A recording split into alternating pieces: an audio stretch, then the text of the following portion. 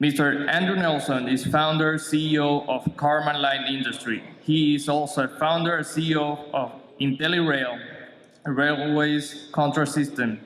Previously, he served 8 years as president and COO of Escort Aerospace. Please welcome both. I'm going to talk to you today about the emerging space economy.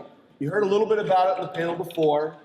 What I'm going to do is I'm going to try to give you a big picture of what we believe the future of space is going to be.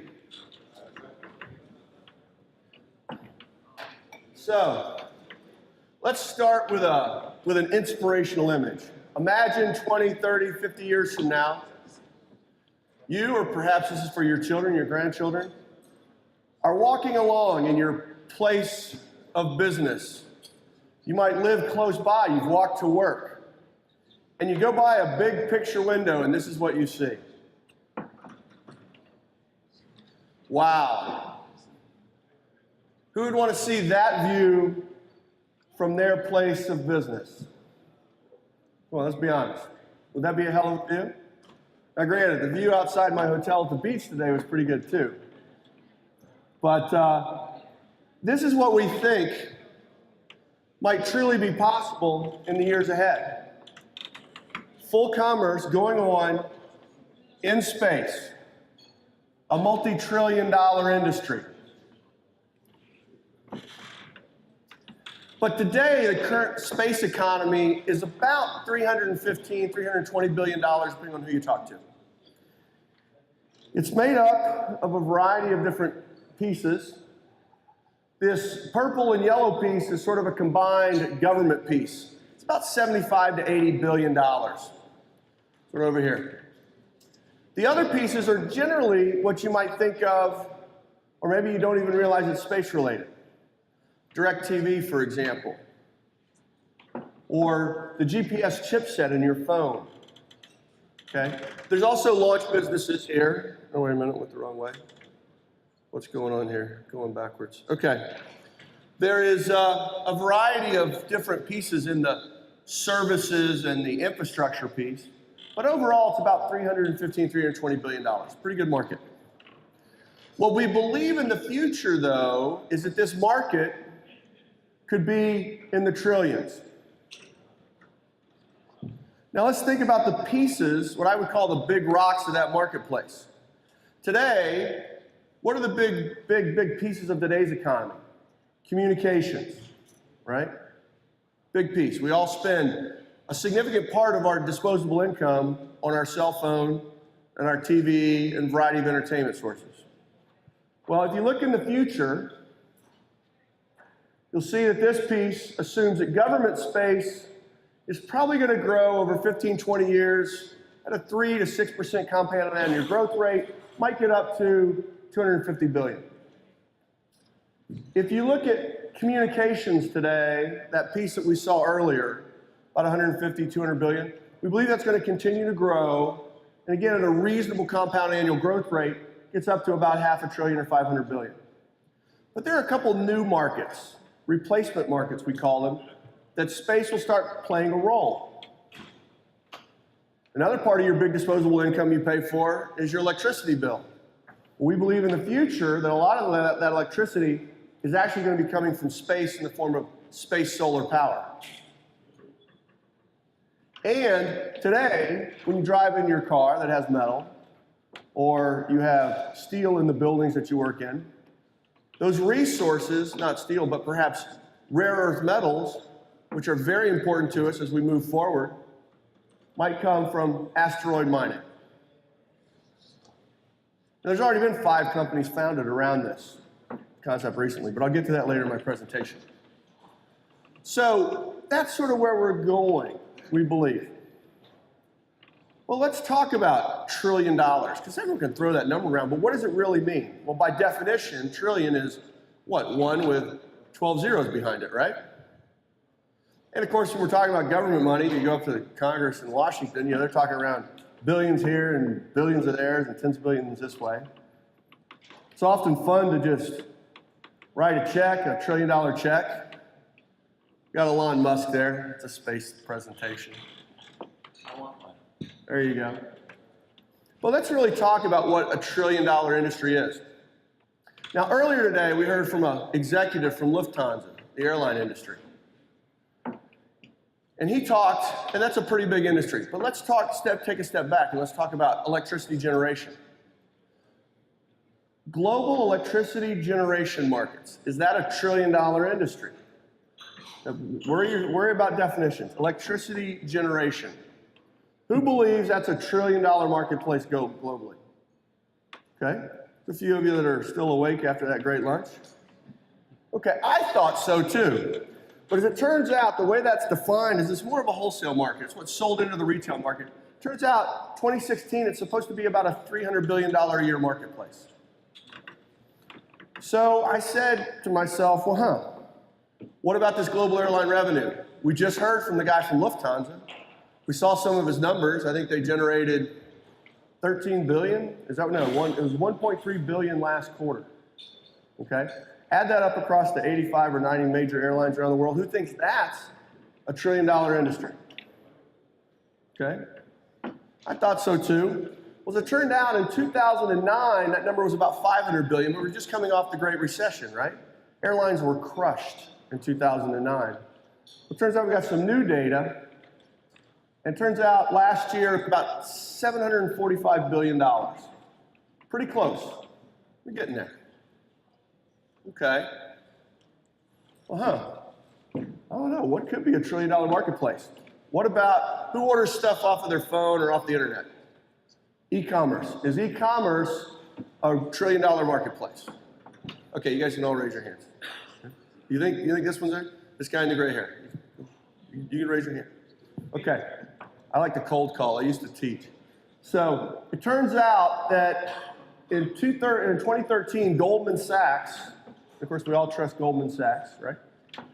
Projected that we would have a $1 trillion marketplace in e-commerce retail sales. It turns out Goldman Sachs was wrong. We actually reached that number in 2012. And this year, we're probably going to be approaching $2 trillion marketplace. So you can actually be wrong on the low side, which is pretty good for a banker. Rarely wrong on the low side. So how do you create these big markets? What does it really take? Well, clearly you need to have fundamental change that's impacting everyone. I put everyone in quotes because you can't impact everyone. Some people just live off the grid. But what do those markets really look like? How are they structured? Well, if we think of it as an inverted pyramid, where we have types of enterprises and typical numbers of enterprises, and what does it take? What's the investment to get into those types of enterprises? And then you segment that inverted pyramid with infrastructure and platforms and applications. Does that sound like a familiar market structure? Yeah? Got the fiber optic network here in Puerto Rico and wireless towers, that's the infrastructure. Your platforms will be your iPhones, right? We got the iPhones here. And the applications that sit on top of that. I found out last night there's no Uber in Puerto Rico. Man, I was bummed. But that's okay, I found a taxi.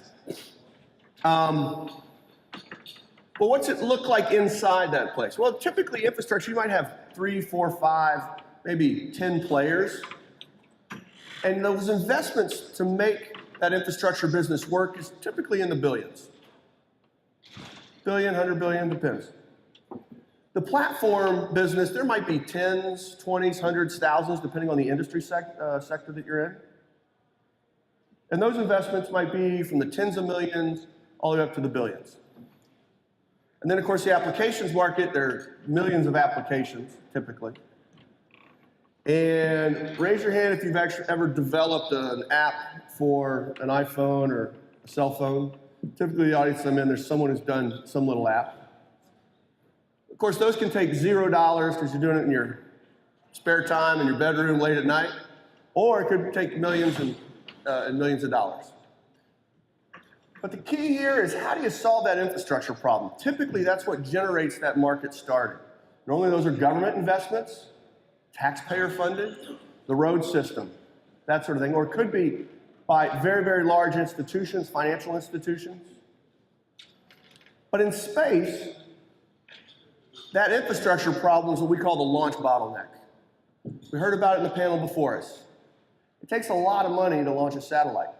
And why is that?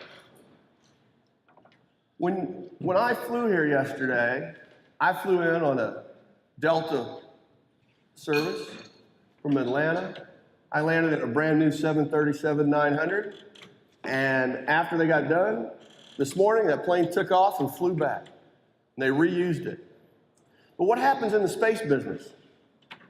How many times do you use the rocket? Once. Wow, imagine doing that in an airplane. That'd have to be a pretty darn safe airplane. It wouldn't be very economic.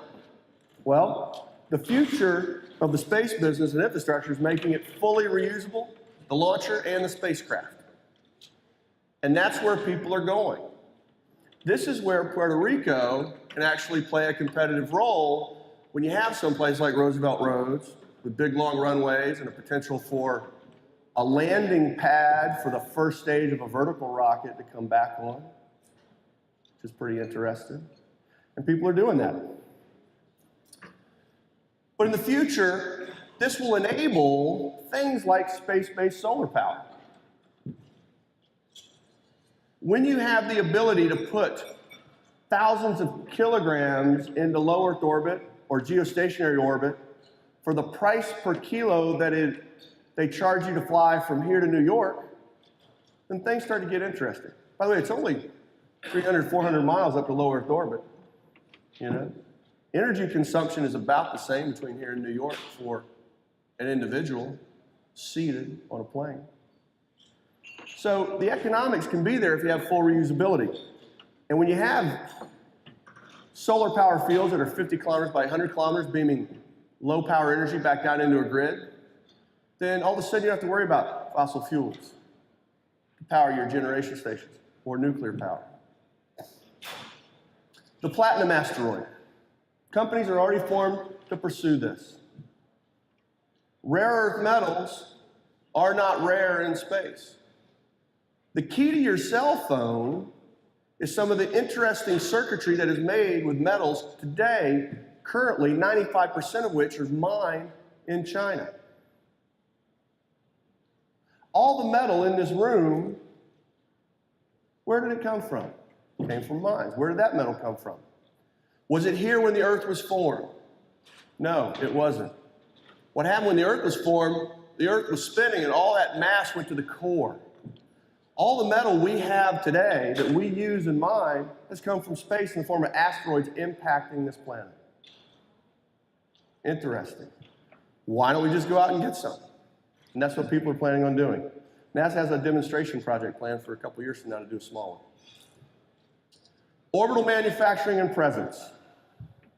You can make structures that are lighter weight and stronger in microgravity than you can here on Earth. That's interesting when you want to go do some of the other things that we're talking about. But also you can make medicines that are different in shape and efficacy in microgravity than you can make in a gravity field here on Earth. Imagine attacking a cancer cell with a molecular shape that is so different that it immediately kills the cancer cell every time it attacks. That's what they're experimenting with now, trying to build these things, make them on the International Space Station. Well, this concept is actually not a concept. A guy named Bigelow has built 2 of these inflatable space habitats that have already been on orbit for 10 years, testing longevity. A year and a half from now, he's going to put one of these modules on the International Space Station. NASA's hired him to do that. And the next step after that is he's going to have these places up on orbit, maybe as a hotel, maybe as a manufacturing facility, but it's certainly an interesting first step. Let's talk sort of more infrastructure. Let's talk about platforms and applications. We've heard about CubeSats today. This is what a CubeSat looks like. They're 10 centimeters cubed. This is 3 of them put together. Hundreds have been launched. New Earth observation systems already on orbit, providing new and enhanced data sources for weather, for big data applications for intelligence, whether it be financial intelligence or business intelligence. And in the future, we'll have 3D printing on the moon. Imagine building habitats that protect you from the radiation of space. And then you can mine water and a variety of other things. And what's water? Water is just nothing but rocket fuel. Water, what's the chemical symbol of water? H2O. H is a hydrogen. Hydrogen is a great fuel for rockets, so is oxygen. Picks and shovels applications. Back in the day when we were out grabbing gold in California, who made the real fortunes in California? Was it the gold miners? No, it was a guy named Levi Strauss. He's the one who made the money. The guys and the gals who own the hardware stores made the money. So, pressure suits, new companies being formed around this. Payload processing. Kaki mentioned it here on the stage earlier. Payload processing companies are going to be an interesting thing. Something can be done here in Puerto Rico very easily. I mentioned earlier medicines. Zero gravity solutions has already started to produce directed gene expression experiments in microgravity. A Cisco space router is already flown. There are 2 proposed constellations of putting all of these big, huge data farms, these server farms, up in space, which is a much better use, quite frankly, of energy in that regard. And here's my favorite application. Robots on the moon. Imagine you're sitting in your living room, 10 o'clock, 11 o'clock at night, home computer's there. And all of a sudden you get this idea, hey, for $100 for 30 minutes, I can drive a rover on the moon. Raise your hand if you do that. I'd do it. I'd do it more than once. Well, I judged a business plan contest about 5 years ago at MIT, and this was one of the winning ideas. They're thinking about doing this, and it's going to be possible. So you never know where these applications are coming from. But in order to do it, you need to have visionary leadership. And what's the definition of a visionary? Well, as an adjective, it's having or marked by foresight and imagination. As a noun, is one who can envision the future. So who's my favorite visionary? It's the Wright brothers. Imagine 2 brothers who own a bicycle shop in Dayton, Ohio. Imagine that first conversation. Hey, Wilbur, what are we going to do today? I don't know, Wilbur, what do you want to do today?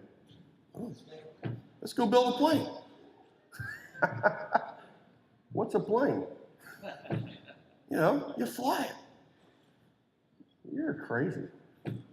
But guess what? The technology that the Wright brothers developed in Dayton are still being used today. Wind tunnels. Some of the fundamental research techniques and development techniques that we use today in aviation, aerospace, and space, the Wright brothers developed. True visionaries. A guy named Juan Trippe decided he was going to create an international airline, found a flying boat, and created the Pan Am Clippers.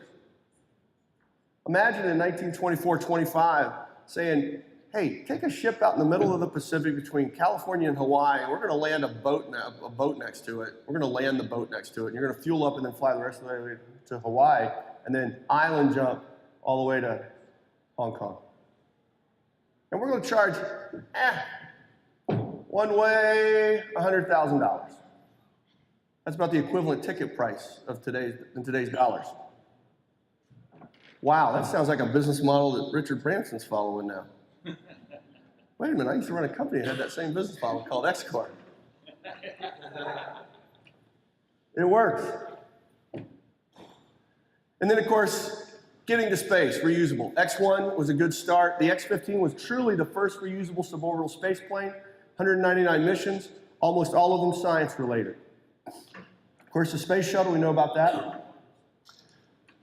But today, we have new space visionaries in the launcher business. Of course, Bert and Richard, who really pushed the envelope for the X Prize Cup. There's more Bert pushing the envelope, Richard putting his name on the side at the end, but then taking it and moving it forward. Elon Musk, our $1 trillion man we heard earlier. Of course, SpaceX, I don't need to spend time there. Jeff Bezos, anyone buy anything from Amazon? You're help funding the space race. Thank you.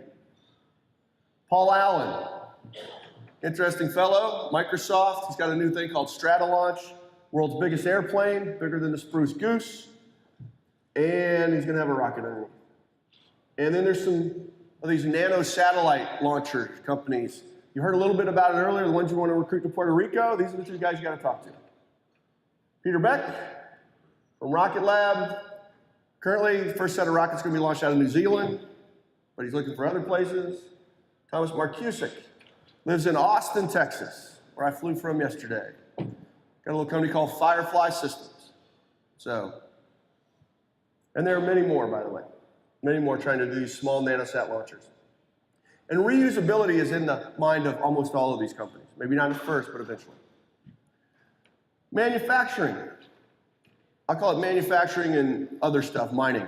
Planetary Resources is a company that has a very interesting investor group, characterized by 5 billionaires. Very interesting, incredible technical team. They're gonna have launched something, I think it's next year as a test satellite, and they're going to identify what asteroid they want to go grab.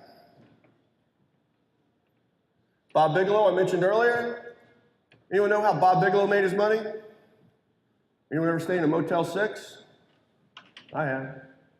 Yep, there you go, Motel 6. He did a few other things along the way.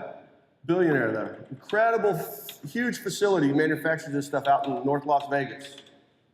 I've actually visited the facility. Remember that James Bond movie where they had the guy at the factory in Las Vegas? Had the big security guards and whatever, I think it was Goldfinger, Blofeld. His factory looks identical. It's amazing. I thought I was there. Satellite applications, new space visionaries. Will Marshall, Planet Labs.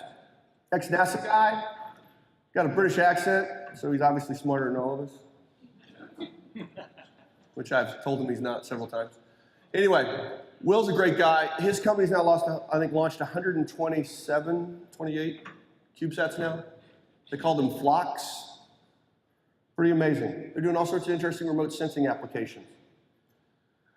Dan Birkenstock, interesting guy, decided he wanted to launch a better and smaller remote sensing satellite, got some funding from some venture capital in Silicon Valley, launched a couple satellites, and Google came along and bought his company for $500 million. There you go. There's a return. Natalia Brickner, MIT PhD, had a better idea how to steer those little cube satellites you just saw with an electric thruster that's the size of a postage stamp. So it just so happens her thruster is about 10 to 20 times more powerful than the other little electric thrusters that are already in the marketplace. And there was a guy named Peter Thiel who chased her for about 2 years to give her money. Anyone know who Peter Thiel is? PayPal, he funded PayPal. You ever heard of any of you guys? Raise your hand if you got a Facebook account. If it wasn't for Peter Thiel, it wouldn't be a Facebook. He was the first investor, the guy who believed in Zuckerberg, okay? Peter chased this girl for 2 years, and finally she took $2 million from him. She didn't have a great company. Greg Weiler, OneWeb, 670 satellites, constellations about ready to be built pretty soon. Fighting now for frequency management, but again, another big visionary wants to bring internet to everyone. All 7 billion of us. Well, let me tell you, you got 7 billion people on the internet, that's gonna be a heck of an improvement in the marketplace. Invest in Google. So, venture capitalists, who's funding all this? There's a whole lot of people, but here are some that are very interesting. You got Steve Jurvetson and Randy Glein out of Draper Fisher Jurvetson. They took a little risk on a little company called SpaceX, and they're doing pretty well. Bessemer Ventures, David Cowan, Sunil. They took a little risk on Rocket Lab and a bunch of other companies. They've now created a team that is only looking at space investments. Bessemer. And Founders Fund, Peter Thiel, Luke Nozick, and others. And there's many more. This is just a smattering of the examples. So others who are changing the world, though, the small companies, ones you don't hear about. Tabor McCallum and Jane Pointner have a little company called Worldview. Who remembers that dome out in Arizona where a bunch of people tried to live for a year with the doors closed? You guys remember that? Yeah, what? Yeah, Biodome. They were in it. They were in it. They got the Bass brothers to fund that. Well, they've got a little rocket. They've got a company now that's going to take you up in a balloon and float around for a couple hours, drink some champagne, and then you're going to drop down from a couple 100,000 feet, which is pretty exciting. They just had their first demonstration of the test system a couple weeks ago. Alan Stern. Raise your hand if you know who Alan Stern is. A couple of you do. Okay. Who saw some really cool pictures of Pluto recently? Raise your hand if you saw those cool pictures of Pluto. Come on, I know you saw cool pictures of Pluto. Everyone raise your hand. Alan Stern's the principal investigator for that, but he's also one of the best entrepreneurs in the new space industry. Very exciting guy. He's actually working with Worldview. He's worked with many others. Jason Andrews, Spaceflight Services. If you want to bring a payload up to the ISS, yeah, you call NanoRacks, but then who does NanoRacks call? Who calls Jason? Jason knows what he's doing. Jason is the entrepreneur's entrepreneur. He's been in the business for 10, 15 years, done tons of things. Finally got the attention of a small investor. And he's got a thing called Stratolunch going. His name's Paul Allen. Paul Allen just gave Jason $25 million. And they're doing great. Incredible. And Jeff Mamber of NanoRacks, we mentioned earlier. NanoRacks is an interesting company, but I like the company that Mamber ran before. Years ago, Mamber bought the Mir space station. Yeah, he owned it for a while. It turned out NASA put him out of business and the Russians deorbited it. But he was trying to leapfrog everyone back in the day. So, I'm going to leave it there, and I'm going to ask you, will you be the next visionary? Will we bring this vision to Puerto Rico? Okay, good. Thank you very much.